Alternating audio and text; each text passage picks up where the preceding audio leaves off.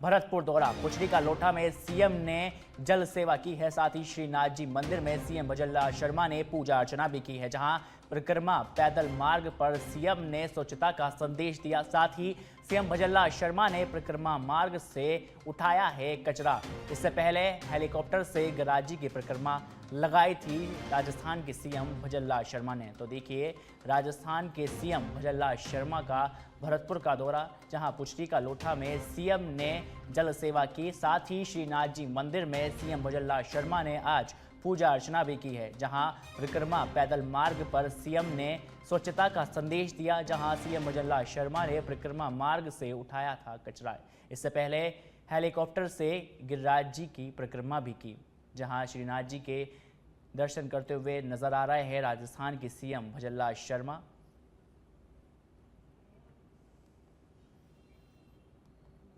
कल बहुत ही पावन शुभ अवसर गुरु पूर्णिमा का बहुत बड़ा उत्सव है और गुरु पूर्णिमा के अवसर पर सबसे पहले मैं सभी प्रदेशवासियों को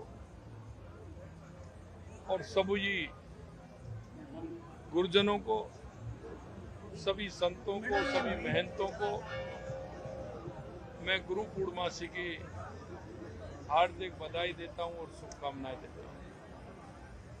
ये पर्व ऐसा है जो गुरु के द्वारा अंधकार से उजियाले की ओर लेकर के जाता है। निश्चित रूप से हर व्यक्ति के जीवन में गुरु का बहुत ही महत्वपूर्ण स्थान है। मैं आपसे कहना चाहता हूं कि उस गुरु का स्थान, उसको याद करते हुए हमें हमारे सभी ऐसे जो जीवन में हमारे में जिन्होंने कोई भी हमारे प्रति अच्छा और हमको सरल रास्ता दिखाने का काम किया है, उन सबके प्रति हम सभी को बहुत ही श्रद्धा के साथ उनको नमन करना है। आज यहाँ गिरिराज जी में गुरु पूर्णिमा के अवसर पर मुड़िया पूनों का ये बहुत बड़ा लक्खी मेला लगता है और मैं यहाँ लगातार पिछले 25 वर्ष से ज्यादा समय से मैं यहाँ लगातार आता हूँ। यहाँ के साधु संत, भगवान कृष्ण की एक क्रीड़ा स्थली, हमारे मन में गुरु के प्रति, समाज के हर व्यक्ति के प्रति और उसके प्रति जिस समाज में वो अंतिम पायदान पर खड़ा है, उन सभी के प्रति हमारी जो संवेदनाएं हैं, उन सभी को साथ लेते हुए हम इस गुरु पूर्णिमा के अवसर पर उन सभी का सहयोग करें और जितने भी हमारे इस मेले के अवसर पर तीर्थयात्री और परिक्रमार्थी आते हैं, उन सभी को भी मैं शुभकामनाएं देता हूं। ये बहुत ही बड़ा उत्सव है। ये भगवान कृष्ण की क्रीड़ा स्थली है और इसको कई रूपों में मनाते हैं। लगातार इस परिक्रमा का बहुत बड़ा, गिरिराज जी की परिक्रमा, गोवर्धन जी की परिक्रमा का बहुत बड़ा महत्व है। इसलिए पूरे देश भर से आप देख रहे हैं किस तरह का सैलाब यहाँ उमड़ा है। ऐसे भक्तों को भी मैं बहुत बहुत शुभकामनाएं देता हूँ। आपके माध्यम से पूरे राजस्थान प्रदेश को, पूरे देश के लोगों को भी शुभकामनाएं। धार्मिक स्थलों को लेकर सरकार ने महत्वपूर्ण घोषणाएं की है, चाहे पुछड़ी का लोटा हो, चाहे खाटू श्याम। देखिए, ये हमारी संस्कृति है। हमारे देश के यशस्वी प्रधानमंत्री नरेंद्र मोदी जी कहते हैं विकास और विरासत ये हमारी साथ साथ चलनी चाहिए। निश्चित रूप से हमारी संस्कृति का बहुत बड़ा प्रभाव है। हमारे जो पूजा के स्थल हैं, हमारे मंदिर हैं, हमारे आस्था के केंद्र हैं, उनका विकास होना चाहिए। और हमारे देश के यशस्वी प्रधानमंत्री नरेंद्र मोदी जी के नेतृत्व में ऐसे सभी आस्था के केंद्रों को, सांस्कृतिक केंद्रों का विकास हो रहा है, पूरे देश के अंदर हो रहा है। प्रधानमंत्री जी के नेतृत्व में राजस्थान में भी हमारे ऐसे तीर्थ स्थलों का, हमारे धार्मिक स्थलों का, हमारे सांस्कृतिक केंद्रों का भी विकास हो रहा है। जयपुर ग्रामीण के जमवारामगढ़ से बड़ी खबर, जहां एमआईटी यूनिवर्सिटी के छात्र ने फांसी लगाई है। साथ ही एमआईटी यूनिवर्सिटी में अध्ययनरत था विनीत जाट। मृतक विनीत जाट था भरतपुर का निवासी। अचरोल पुलिस चौकी के सामने स्थित हॉस्टल की ये पूरी घटना है, जहां जयपुर ग्रामीण के चंदबाजी थाना पुलिस क्षेत्र का ये मामला है। विनीत की आत्महत्या को लेकर अब गंभीर सवाल उठ रहे हैं, जहां विनीत की आत्महत्या का आखिरकार कौन जिम्मेदार है?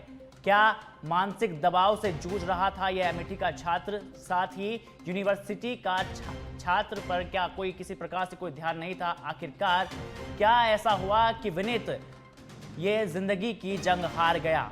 सवाल काफ़ी सारे हैं और सवाल ये भी है कि क्या यूनिवर्सिटी का माहौल विनीत की मौत का कारण बना? देखिए, लगातार गंभीर सवाल है वो यहाँ पर अब देखने को मिल रहा है। बड़ा सवाल ये भी है कि क्या एमआईटी यूनिवर्सिटी प्रशासन की ऊपर अब बड़े सवाल खड़े होते हुए नजर आ रहे हैं। क्या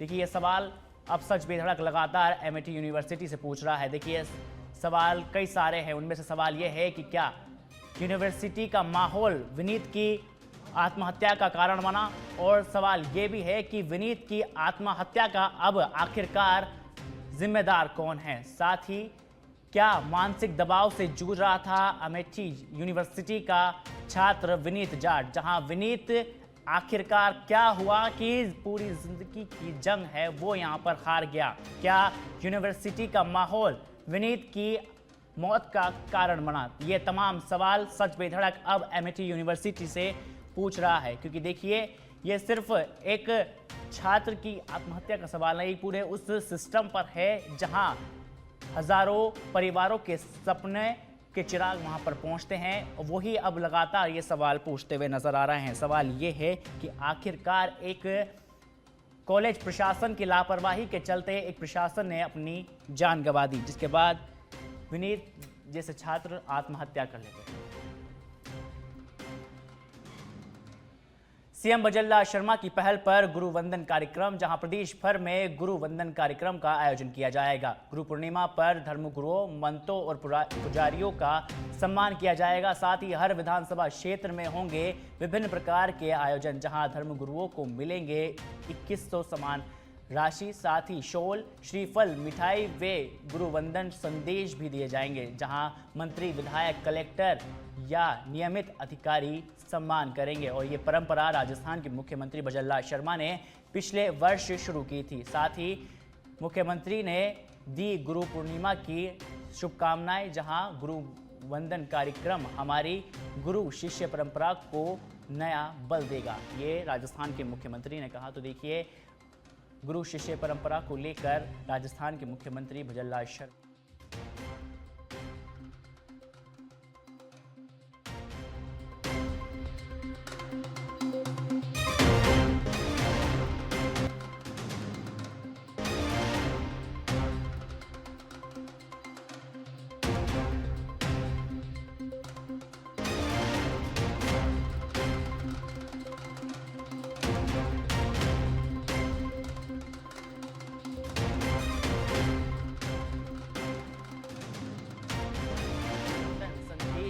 जाएगा, जिसके बाद मंत्री, विधायक, कलेक्टर या नामित अधिकारी ये सम्मान करेंगे। साथ ही ये परंपरा राजस्थान के मुख्यमंत्री बजल्ला शर्मा ने पिछले साल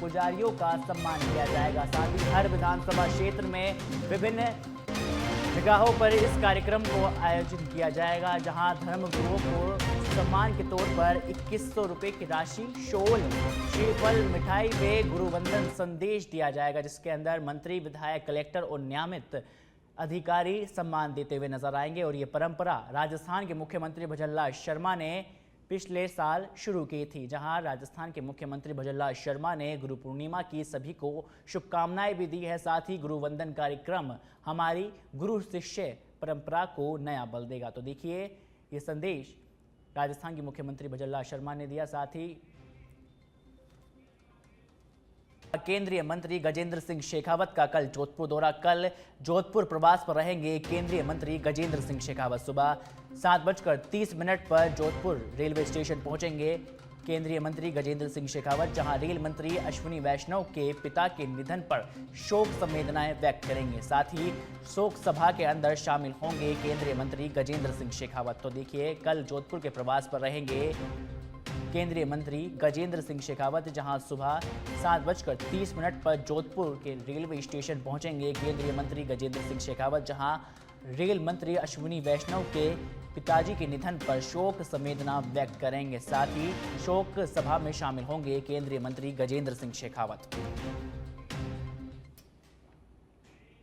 राजधानी जयपुर से खबर, जहां राजफेड और BBSSL के साथ ही NCOL के बीच में बड़ा अहम MOU हुआ है, जहां किसानों को मिलेंगे उच्च गुणवत्ता के बीज और जैविक विपणन के अवसर। साथ ही सहकार से समृद्धि की दिशा में राजस्थान का यह बड़ा कदम माना जा रहा है। साथ ही राजफेड को जैविक विपणन व बीज वितरित की नोडल एजेंसी बनाया गया है, जहां BBSSL से बीज और NCOL से जैविक उत्पादों का विपणन होगा सुगम। साथ ही MOU से बासमती दालें, शहद, मिलेट्स का बाजरा वितरित संभव है, जहां राज्य मंत्री गौतम दग और मंजू राजपाल के निर्देशन में ये बड़ी पहल मानी जा रही है। तो देखिए अब MOU के साथ ही बासमती दाल, शहद और मिलेट्स के साथ ही तमाम ऐसी फसलें हैं जिनको बीज के लिए, गुणवत्ता के लिए खबर है, जहां राजधानी जयपुर से खबर। साथ ही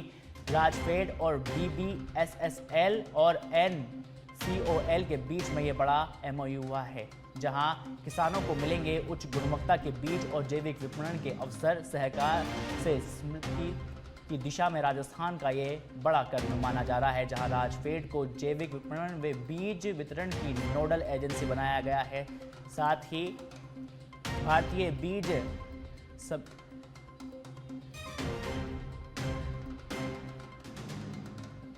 देखिए भारतीय बीज सहकारी समिति लिमिटेड से बीज और नेशनल कोऑपरेटिव ऑर्गेनिक्स लिमिटेड से उत्पाद लिए जाएंगे।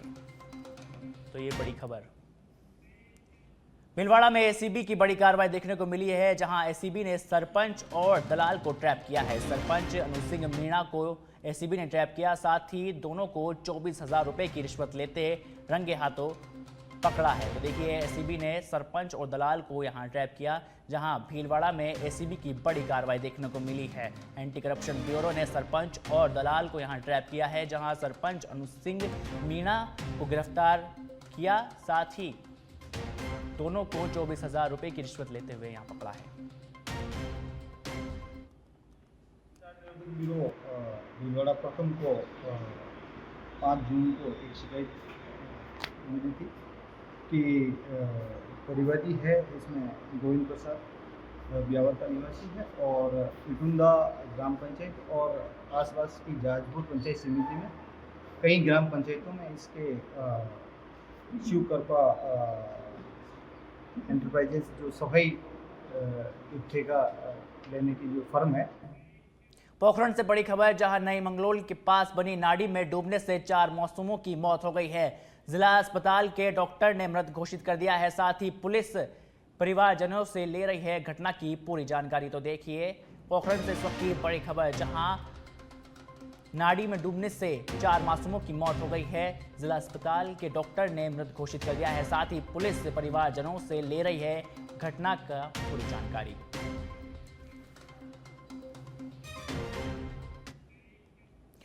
धौलपुर जिले के राजाखेड़ा में बिजली विभाग ने बिजली चोरी के खिलाफ व्यापक अभियान चलाया है, जहां बिजली विभाग की टीमों ने ऐसी और अत्यधिक लोड लेने वाले उपकरणों की जांच और बिजली चोरी रोकने के लिए सख्त कदम उठाए हैं। जहां टीम ने 23 लोगों पर VCR दर्ज कर दिया है, साथ ही 14.70 लाख रुपए का जुर्माना भी लगाया है। वहां सहायक अभियंता आनंद तिवारी ने लोगों से अपील की है कि वे बिजली चोरी ना करें और सहायक अभियंता ने बताया कि अब तक 198 विद्युत चोरों के खिलाफ FIR दर्ज की जा चुकी है और इनसे जुर्माना वसूला जा रहा है।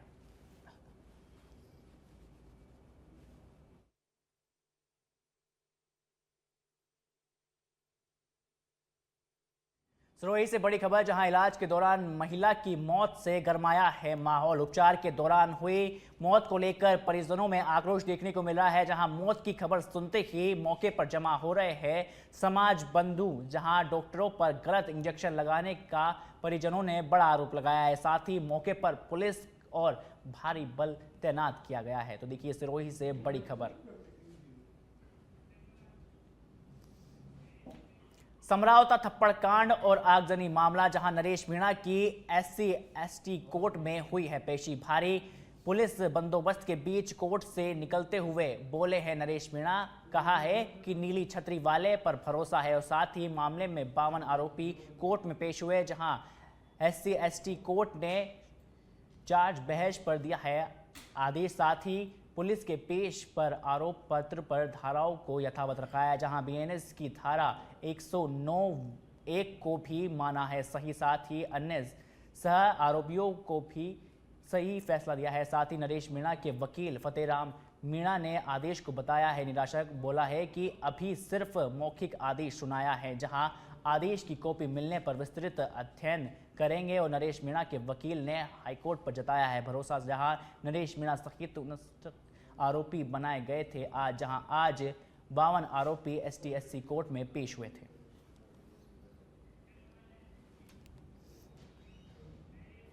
राजधानी जयपुर से खबर, जहां ADCP नॉर्थ द्वितीय बजरंग सिंह की मॉनिटरिंग पर त्वरित एक्शन लिया गया है। दरअसल पुलिस ने संजय सर्कल थाना इलाके में पैदल जा रही महिला का मोबाइल छीनने की घटना का खुलासा किया है। पुलिस ने इस मामले में शातिर अपराधी राहुल प्रजापति को गिरफ्तार किया है, तो वहीं आरोपी से परिवादियों से छीना गया मोबाइल भी बरामद कर लिया है।